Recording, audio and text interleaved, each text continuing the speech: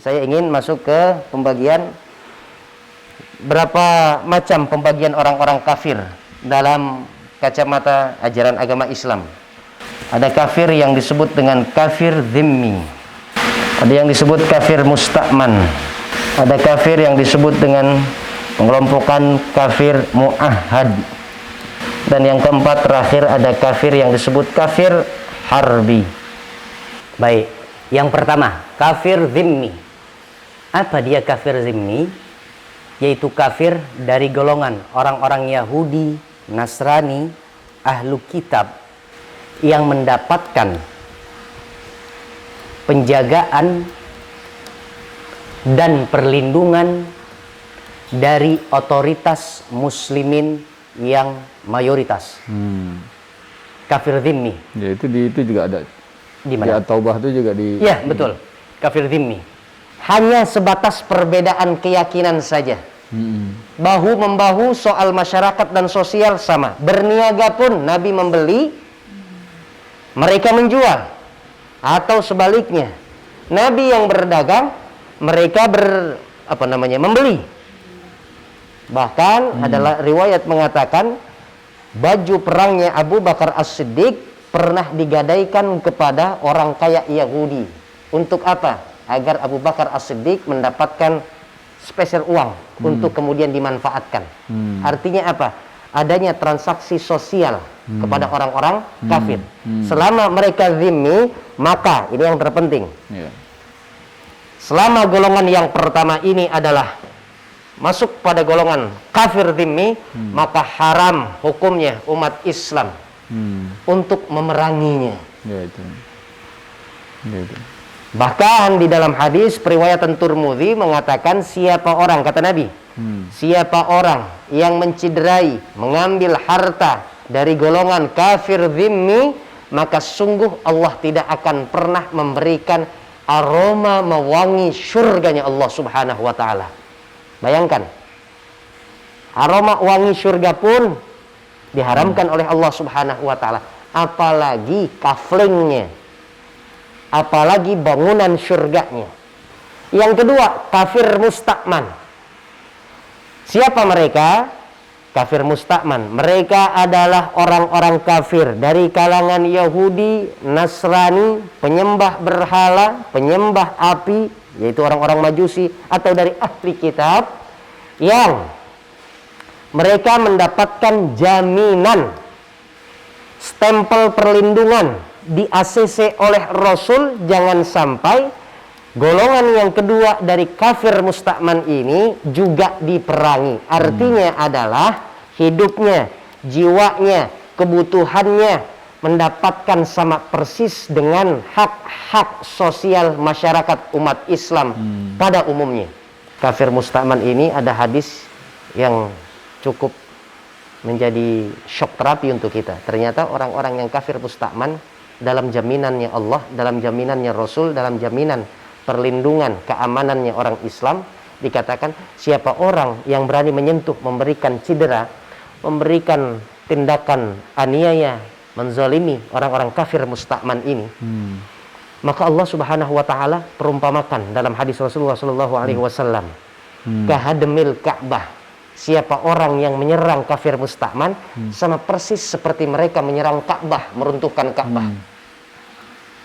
Sebegitu ajaran Islam yang hebat, yang damai, yang cinta dengan nilai-nilai kasih dan sayang, nilai-nilai humanismenya amat sangat kentara.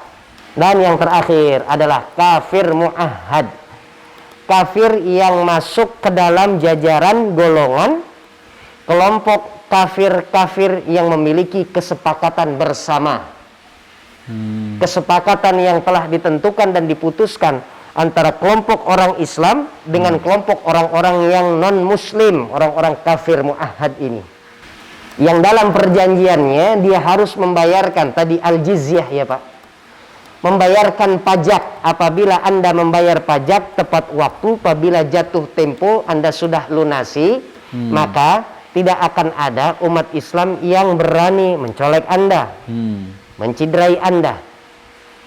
Kalau Anda dalam keadaan yang muahad, kesepakatan ini terus diperbaharui ya, kontraknya terus diperpanjang, maka selama itu pula kafir muahad ini akan mendapatkan keamanan dan kenyamanan dalam hidup berdampingan dengan mayoritas umat Islam di satu negeri tersebut. Dan ini masih dipegang kafir dhimmi, kafir musta'man dan muahad ketika sampai di masa-masanya Muhammad Al-Fatih, pembebas Konstantinopel, Turki ya kita katakan. Ketika itu akhir daripada khilafah Islamiyah, yaitu khilafah Turki Utsmaniyah, Ottoman. Masih berlaku ini. Musta'man, kafir muahad. Dan yang tidak ada toleransinya adalah pada golongan kafir yang keempat. Dia adalah kafir harbi. Apapun yang dilakukannya tidak ada kata lain melainkan menghancurkan, membumi hanguskan kelompok dan tatanan masyarakat yang secara terang-terangan mereka mengatakan musuh kami adalah orang Islam. Bukan hanya pernyataan dan statementnya, tapi juga dibarengi dengan sebuah aksi menyerang, mengirimkan pasukan, menghancurkan rumah-rumah peribadatan umat Islam. Nah, ketika itulah datangnya perintah Allah untuk berperang hanya kepada mereka. Walan tarda ankal yahud walan nasara hatta tattabi'a millatahum. Tidak akan pernah ridho, tidak akan pernah senang. Siapa mereka? Orang-orang Yahudi dan Nasrani sampai kalian masuk pada golongan mereka. Sampai kalian mau menganut ajaran agama dan faham serta ideologi mereka. Karena itu disebutnya adalah dengan perang ideologi. Siapapun saja kita tolong, itu perintah Rasul. Dibuktikan dengan pembagian kafir ini ajaran Rasul. Zimmi, musta'man, muahad. Sehingga apa? Nih, salah satu daripada sekian banyak contoh pembagian kafir ini. Ternyata masing-masing dari satu kelompok ini, satu kelompok ini, satu kelompok ini 60% dari mereka meninggalkan agama mereka dan masuk ke dalam ajaran agama Islam karena merasa terlindungi.